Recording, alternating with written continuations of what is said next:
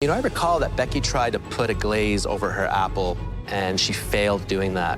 The glaze on this apple is perfect. Are you trying to outdo Becky? I think Becky's an incredibly talented pastry chef.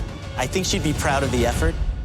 I like the fact that you are facing all of your culinary fears. Yeah. But when I cut through this apple, I want an apple that's been cooked right through, but not too soft. Mm-hmm.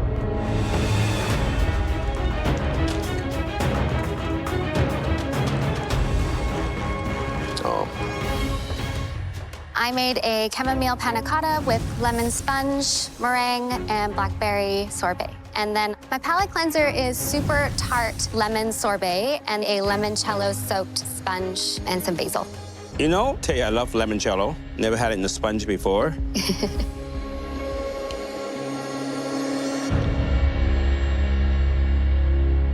Wow, that is very tart. Yeah. It's extremely tart, but I like it because it really stimulates your palate. And the limoncello basically smooths it. Thank you, Chef. And you were inspired by David's lemon curd parfait. I was. It's an interesting presentation. I think it's quite pleasant. It's something that says, hey, let's dig in.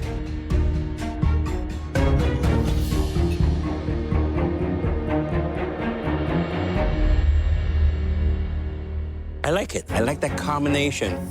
I love the nice, smooth texture on the panna cotta. I love the crunch from the honey cracker. I think it could use a little bit more acidity. Mm-hmm. Very well done. Thank you, Chef. Taya, it's a delightful presentation. Blackberries and lemons go together so well.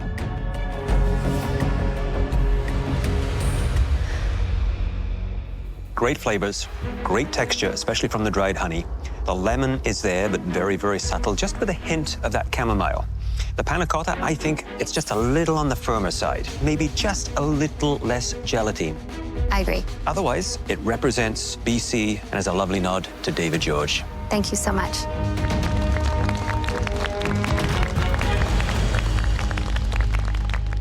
Andy, please bring your dessert and palate cleanser.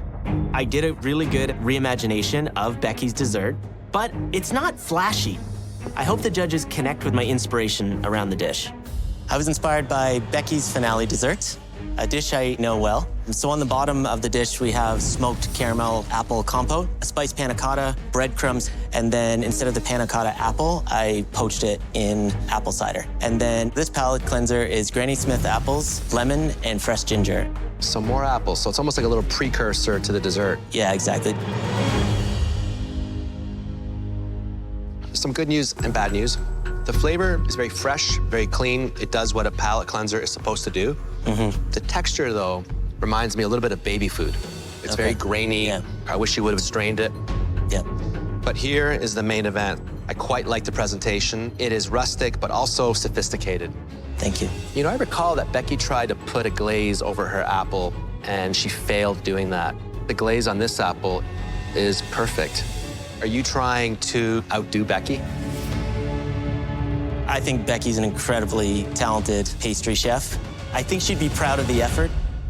I like the fact that you are facing all of your culinary fears. Yeah. But when I cut through this apple, I want an apple that's been cooked right through, but not too soft. Mm-hmm.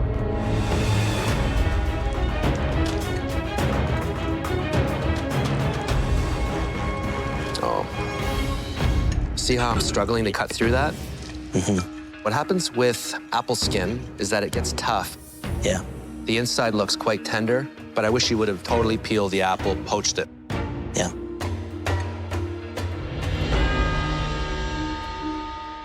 You really captured the essence of an apple. I love all the components, the spicing in it, the cinnamon, the cloves. I think you were deeply inspired by Becky. I like where you were going, but there's a few little missteps. Just taste things as you go. Yeah.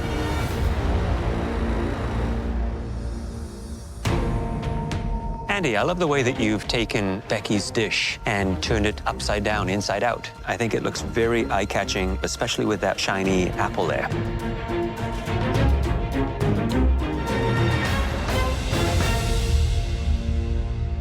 The wonderful fresh flavors of the apple come through nice and strong. I like the fact that you've poached the apple. The only disappointment, it's that skin. It's very difficult to eat and cut into. And then instead of the stewed diced apples, I think you could have done the same, but with beautiful wedges of peeled apple. And I just think it would have elevated the presentation and given a little bit of a texture change to the overall dessert. Yeah. I think I honored the dish. I think I honored myself, but this apple skin could take me down. Christopher, please bring up your dessert and your palate cleanser. I'm very nervous. I took a huge risk, and I'm just wondering, is this enough? So today's inspiration comes from Eric Chong's Season 1 dessert, this Asian banana split. My palate cleanser is a frozen cocktail. It's a blood orange and yuzu sorbet. Around it is a little bit of limoncello cream. The cake I've done is the Saint Honoré gâteau, because when you think of banana split, you have the little balls of ice cream on top with banana underneath. And so I've done the cream puffs in 3 flavors, chocolate, red bean, and matcha, laying on top of a banana financier tart. Absolutely gorgeous. Wow, wow, and wow. Let me cleanse my palate first. That blood orange flavor, it's just amazing. And I'm hoping that that will be a perfect introduction to the Gâteau Saint Honoré. Oh my goodness, look at that. Perfect execution of every detail.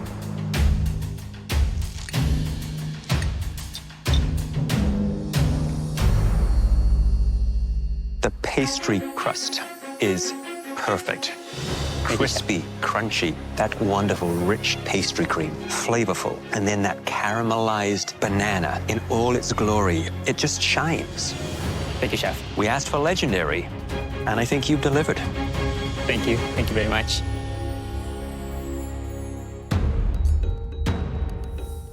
It looks amazing. Wow. That sound.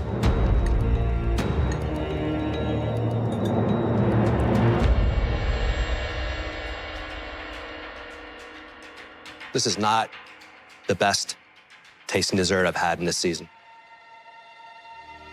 It's the best in 7 seasons. Incredible. Those flavors just pop out. I love how you took Eric Chong's finale dessert, reinvented it, twisted it, the matcha, the banana, the red bean. You've brought so many gifts to this kitchen.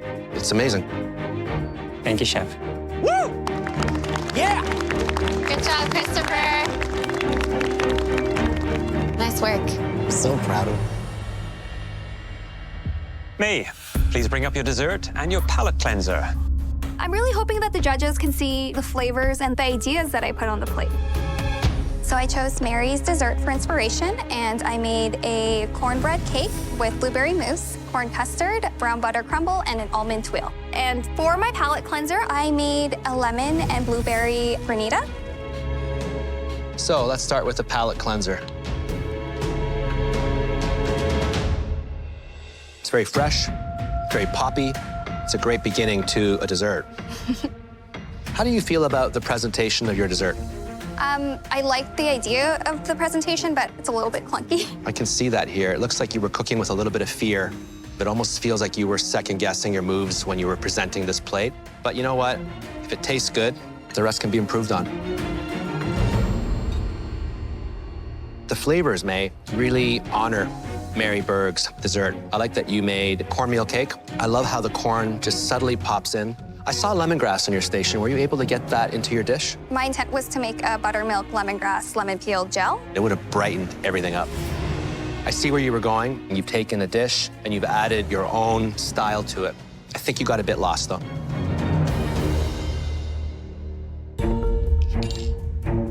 May!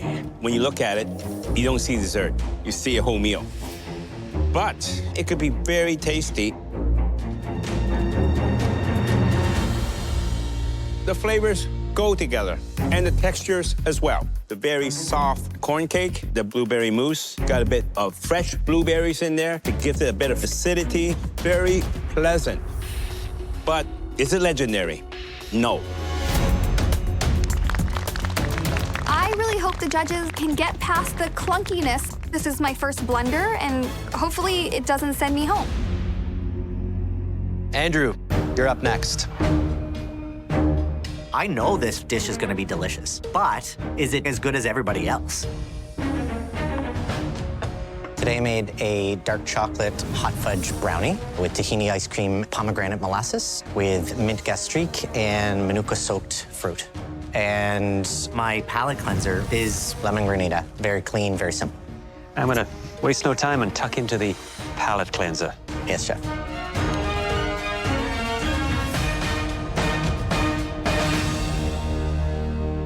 Simple, solid, and straightforward. It does the job.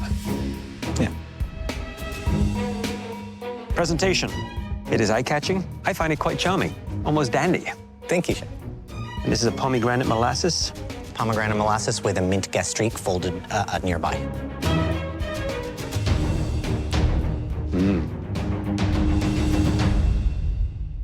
Great texture. Thank you. That is soft and tender, and the chocolate flavors as fudgy as it gets. Thank you, chef. Nice incorporation of the mint with that chocolate, too. Thank you. The tahini ice cream really is rich and creamy and decadent. The two flavors, I think, work very well together. Thank you, chef. Andrew, Chef.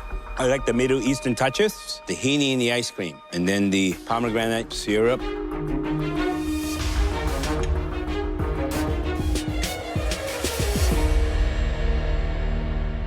The brownie, nice and moist, crispy on top.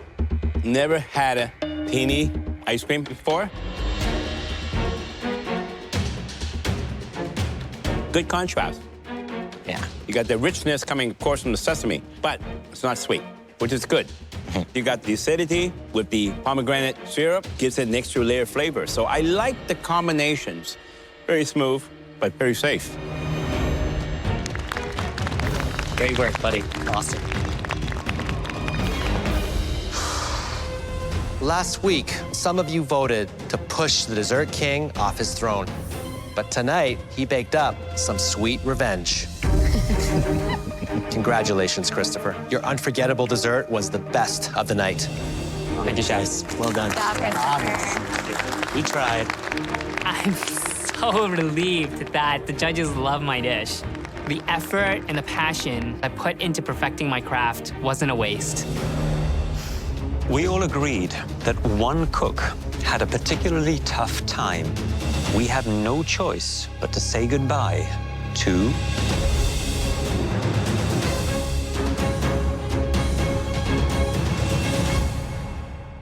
May.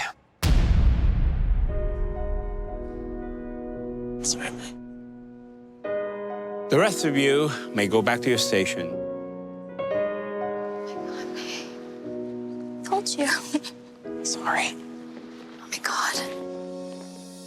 May, when you returned to this kitchen for a second time, you came back as a completely different cook. We all marveled at the skill, poise, and pure grit that you develop working in professional kitchens. Title or no title, you are going to continue your upward journey. We're just sorry that this stage of it ends tonight. Me too. I really appreciate the opportunity to come back and erase some of the bad cooks I had from my previous season, and I'm just really glad that I had a chance to show my growth.